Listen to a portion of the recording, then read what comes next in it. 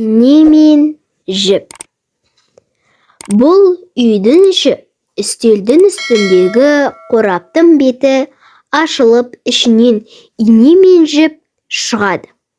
Қараса, үстелдің үстінде әдемі кестесімен салынған суретті көреді.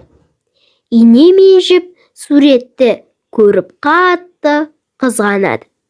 Ине: «Мен мұндай өрнекті кесте аламын», дейді. Жіп: «Мен де тіге аламын», дейді.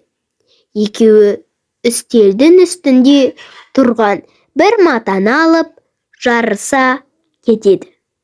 Ине бар күшімен кесте бойынша жүріп тесіп шығады. Артына қараса, ешқандай еңбегі көрінбейді. Ал жіп болса, матаның тесілген жерлерінен өте алмай қатты қиналады.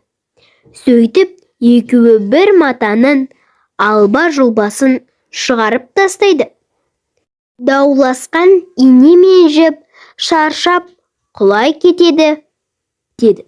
Екеуі де өз қателіктерін мойындап, бір-бірінен кешірім сұрайды. Ине мен жіп бір-бірінсіз ешқандай да істің орындалмайтынын түсінеді. Ине мен жіп достасып, бірін-бірі көмекке шақырады. Екеуі ақ матаны алып, алдыларындағы суретке қарап, әдемілеп түрлі түсті жіптермен кестелейді.